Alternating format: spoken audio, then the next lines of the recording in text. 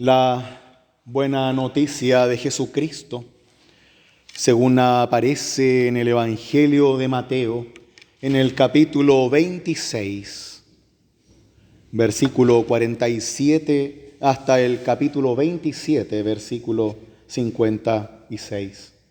Y dice así: Jesús estaba hablando todavía en el Getsemaní junto con sus discípulos, cuando llegó Judas, uno de los 12, acompañado de una multitud con espadas y palos, enviada por los sumos sacerdotes y los ancianos del pueblo. El traidor les había dado esta señal: es aquel a quien voy a besar, deténganlo. Inmediatamente se acercó a Jesús, diciéndole: salud, maestro, y lo besó. Jesús le dijo: amigo, cumple tu cometido. Entonces se abalanzaron sobre él y lo detuvieron. Uno de los que estaban con Jesús sacó su espada e hirió al servidor del sumo sacerdote, cortándole la oreja. Jesús le dijo: guarda tu espada, porque el que a hierro mata, a hierro muere. ¿O piensas que no puedo recurrir a mi Padre?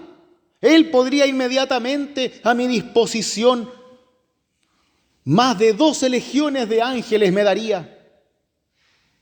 Pero entonces, ¿cómo se cumplirían las Escrituras, según las cuales debe suceder de esta forma? Y en ese momento dijo Jesús a la multitud: ¿soy acaso un bandido para que salgan a arrestarme con espadas y palos? Todos los días me sentaba a enseñar en el templo y ustedes no me detuvieron. Todo esto sucedió para que se cumpliera lo que escribieron los profetas. Entonces, todos los discípulos lo abandonaron y huyeron. Los que habían arrestado a Jesús lo condujeron a la casa del sumo sacerdote Caifás, donde se habían reunido los escribas y los ancianos del pueblo. Pedro lo seguía de lejos hasta el palacio del sumo sacerdote. Entró y se sentó con los servidores para ver cómo terminaba todo. Los sumos sacerdotes y todo el Sanedrín buscaban un falso testimonio contra Jesús para poder condenarlo a muerte. Pero no lo encontraron, a pesar de haberse presentado numerosos testigos falsos. Finalmente se presentaron 2 que declararon: este hombre dijo, yo puedo destruir el templo de Dios y reconstruirlo en 3 días. El sumo sacerdote, poniéndose de pie, dijo a Jesús: ¿no respondes nada? ¿Qué es lo que estos declaran contra ti? Pero Jesús callaba. El sumo sacerdote insistió: te conjuro por el Dios vivo a que me digas si tú eres el Mesías, el Hijo de Dios. Jesús le respondió: tú lo has dicho. Además, les aseguro que de ahora en adelante verán al Hijo del Hombre sentarse a la derecha del Todopoderoso y venir sobre las nubes del cielo. Entonces el sumo sacerdote rasgó sus vestiduras diciendo: ¡ha blasfemado! ¿Qué necesidad tenemos ya de testigos? Ustedes acaban de oír la blasfemia. ¿Qué les parece? Merece la muerte, le respondieron. Luego lo escupieron en la cara y lo abofetearon. Otros lo golpeaban, diciéndole: tú, que eres el Mesías, profetiza, dinos quién te golpeó. Mientras tanto, Pedro estaba sentado afuera, en el patio. Una sirvienta se acercó y le dijo: tú también estabas con Jesús el Galileo. Pero él lo negó delante de todos, diciendo, no sé lo que quieres decir. Al retirarse hacia la puerta, lo vio otra sirvienta y dijo a los que estaban allí, este es uno de los que acompañaban a Jesús el Nazareno. Y nuevamente Pedro negó, ahora con juramento, yo no conozco a ese hombre. Un poco más tarde, los que estaban allí se acercaron a Pedro y le dijeron, seguro que tú también eres uno de ellos, hasta tu acento te traiciona. Entonces Pedro se puso a maldecir y a jurar que no conocía a ese hombre. Enseguida cantó el gallo. Y Pedro recordó las palabras que Jesús había dicho, antes que cante el gallo, me negarás 3 veces. Y saliendo lloró amargamente. Cuando amaneció, todos los sumos sacerdotes y ancianos del pueblo deliberaron sobre la manera de hacer ejecutar a Jesús. Después de haberlo atado, lo llevaron ante Pilato, el gobernador, y se lo entregaron a él. Judas, el que lo entregó, viendo que Jesús había sido condenado injustamente, lleno de remordimiento, devolvió las 30 monedas de plata a los sumos sacerdotes y a los ancianos, diciendo, he pecado entregando sangre inocente. ¿Qué nos importa?, le respondieron. Eso es asunto tuyo.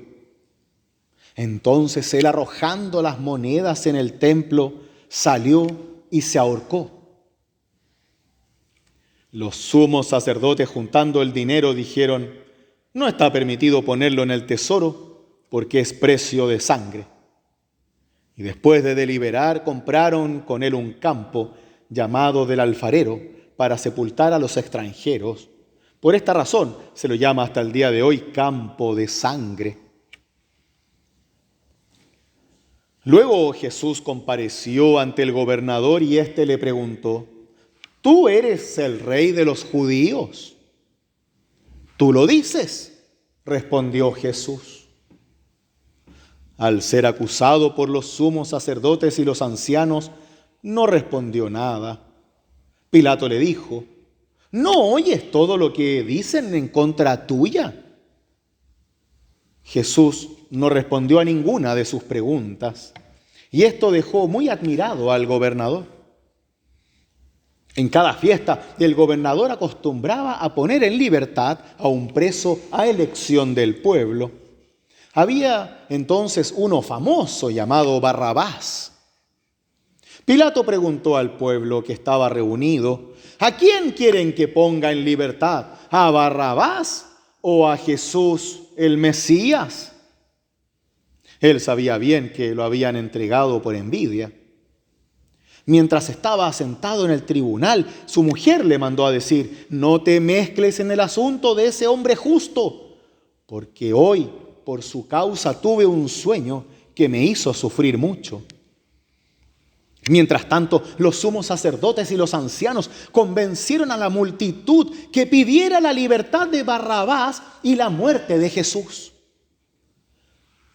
Tomando de nuevo la palabra, el gobernador les preguntó, ¿a cuál de los dos quieren que ponga en libertad?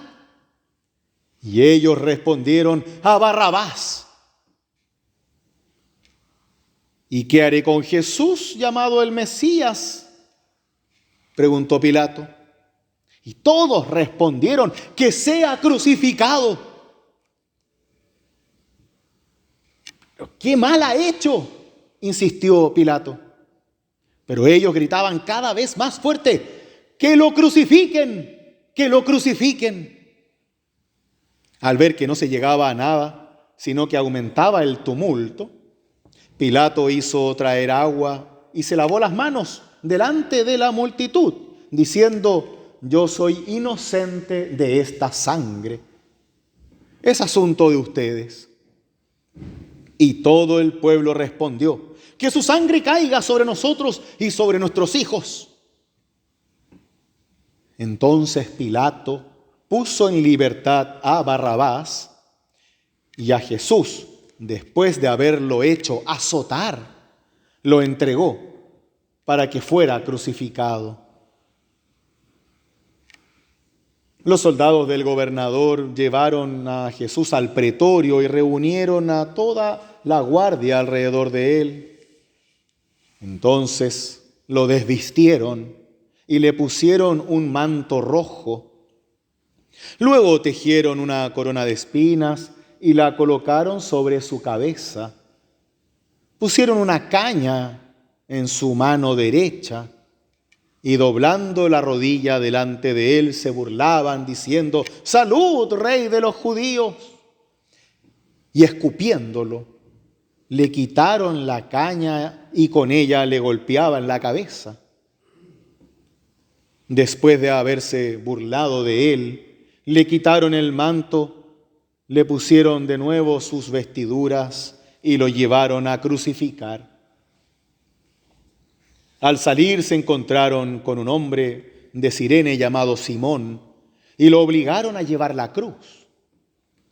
Cuando llegaron al lugar llamado Gólgota, que significa del cráneo, le dieron de beber vino con hiel.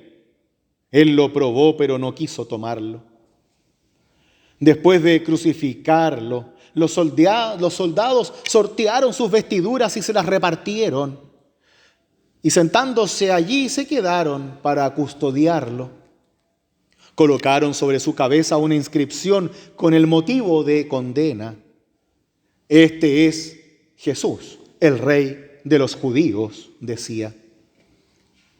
Al mismo tiempo fueron crucificados con él 2 malhechores, uno a su derecha y otro a su izquierda. Los que pasaban lo insultaban y moviendo la cabeza decían: «Tú que destruyes el templo y en 3 días lo vuelves a edificar, sálvate a ti mismo, si eres hijo de Dios, y baja de la cruz».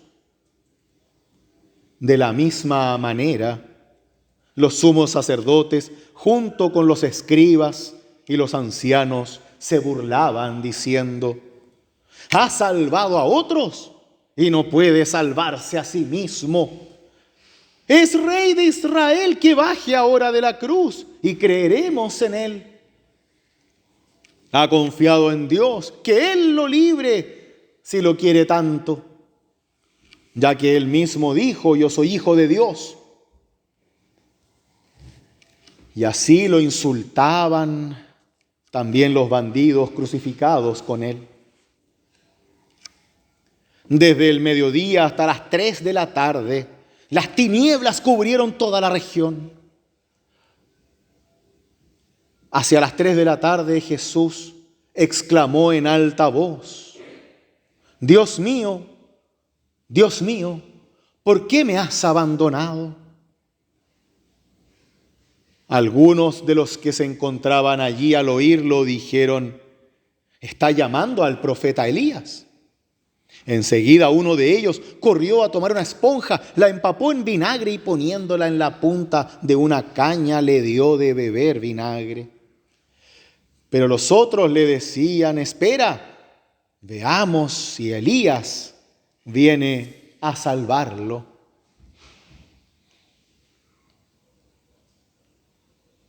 Entonces, clamando otra vez, con voz potente, Jesús entregó su espíritu.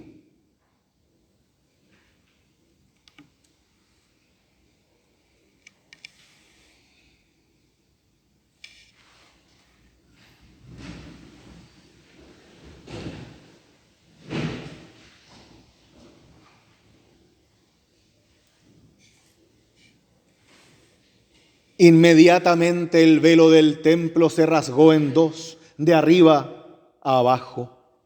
La tierra tembló, las rocas se partieron y las tumbas se abrieron. Cuerpos de santos que habían muerto resucitaron y salieron de las tumbas después que Jesús resucitó. Entraron en la ciudad santa y se aparecieron a mucha gente. El centurión y los hombres que custodiaban a Jesús, al ver el terremoto y todo lo que pasaba, se llenaron de miedo y dijeron: verdaderamente era el Hijo de Dios. Había allí también muchas mujeres que miraban de lejos. Eran las mismas que habían seguido a Jesús desde Galilea para servirlo. Entre ellas estaban María Magdalena, María la madre de Santiago y de José, y la madre de los hijos de Zebedeo. Al atardecer llegó un hombre rico de Arimatea llamado José, que también se había hecho discípulo de Jesús, y fue a ver a Pilato para pedirle el cuerpo de Jesús. Pilato ordenó que se lo entregaran. Entonces José tomó el cuerpo, lo envolvió en una sábana limpia y lo depositó en un sepulcro nuevo que se había hecho cavar en la roca. Después hizo rodar una gran piedra en la entrada del sepulcro y se fue. María Magdalena y la otra María estaban sentadas frente al sepulcro. A la mañana siguiente, los sumos sacerdotes y los fariseos se reunieron y se presentaron ante Pilato, diciéndole: Señor, nosotros nos hemos acordado de ese impostor. Cuando aún vivía dijo: a los 3 días resucitaré. Ordena que el sepulcro sea custodiado hasta el 3er día. No sea que sus discípulos roben el cuerpo y luego digan al pueblo: ha resucitado. Este último engaño sería peor que el primero. Ahí tienen la guarda. Pilato les respondió: vayan y aseguren la vigilancia como lo crean conveniente. Ellos fueron y aseguraron el lugar con vigilancia del sepulcro, sellando la piedra y dejando allí la guardia. Hasta aquí la lectura. Este es el Evangelio del Señor. Amén. Tomen asiento, por favor.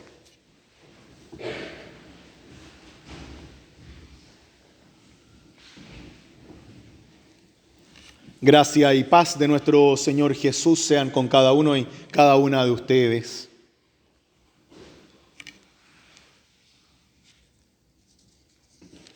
La traición de Jesús nos muestra las distintas formas que tenemos los seres humanos de vivir una fe a medias, una fe sin compromiso, una fe que se conforma con poco y se pierde rápido.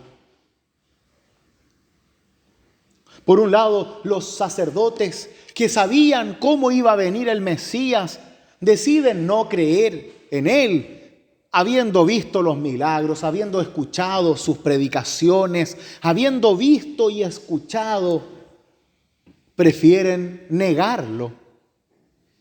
Incluso hasta al final, en donde está la duda sobre la resurrección de Jesús, dicen ellos que mejor cuiden el lugar. No vaya a ser que después digan: ha resucitado. Es mejor decir que blasfema antes de creer. Pedro lo niega 3 veces. El discípulo que vio todo, que estuvo siempre con Jesús, el que vio los milagros, el que presenció la grandeza, el que más habló con Jesús, no logra defender la fe. Primero se hace el desentendido, luego llega a jurar que no tiene nada que ver con él y termina maldiciendo para que no le sigan preguntando si es discípulo de Jesús. Pedro se transforma en un ejemplo de un pecador solitario que no logra tener seguimiento a Cristo. Porque cree, pero no logra seguirlo. Y vemos esto mismo en nosotros. ¿Cuántos creemos, pero solo con una pequeña parte? ¿Cuántos creemos, pero nos hacemos los desentendidos cuando hay que ser verdaderos creyentes? Llegamos incluso a maldecir para no hacer uso de nuestra fe como cobardes. El mismo Judas, que también lo traiciona, que reconoce su error, se da cuenta que se equivocó, pero le pide perdón a las personas equivocadas, en vez de volver a unirse con su comunidad de apóstoles, en vez de pedir perdón en su comunidad, prefiere cometer el suicidio, porque tiene una fe equivocada, una fe de un Dios castigador, lleno de ira, que no está dispuesto a perdonar. Y ahí está el error de Judas. Podría haber vuelto y haber pedido perdón y no haber terminado con su vida. Judas también creía, pero a medias. Es un ejemplo de un pecador sin Cristo, porque al parecer solo creía en un Dios lejano y no en el Cristo cercano que estaba dispuesto a perdonarlo. Creía en un Dios sin misericordia y por eso se ahorca. ¿Cuántas personas en este mundo viven creyendo en un Dios sin misericordia? ¿Cuántas personas viven sin Cristo, sin seguir sus pasos y solo creyendo en este Dios de castigos y perdición, en el Dios abusivo que muchas veces muestran las iglesias?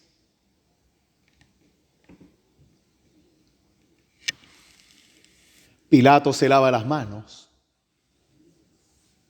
aunque él es el que está guiando el juicio de Jesús. Él no se hace cargo, simplemente se lava las manos y se lava las manos frente al mundo para que nadie después le diga nada. ¿Por qué? Porque también tiene miedo.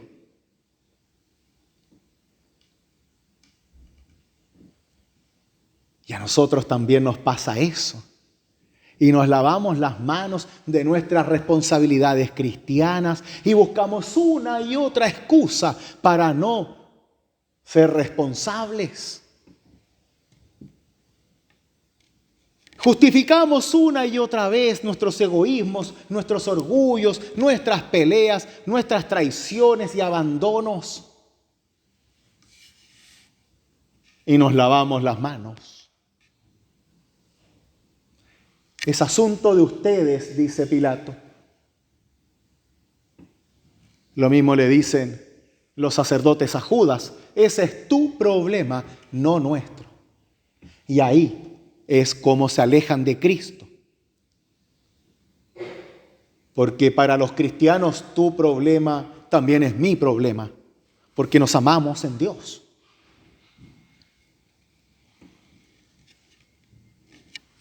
Así la vida se va pasando entre nuestras manos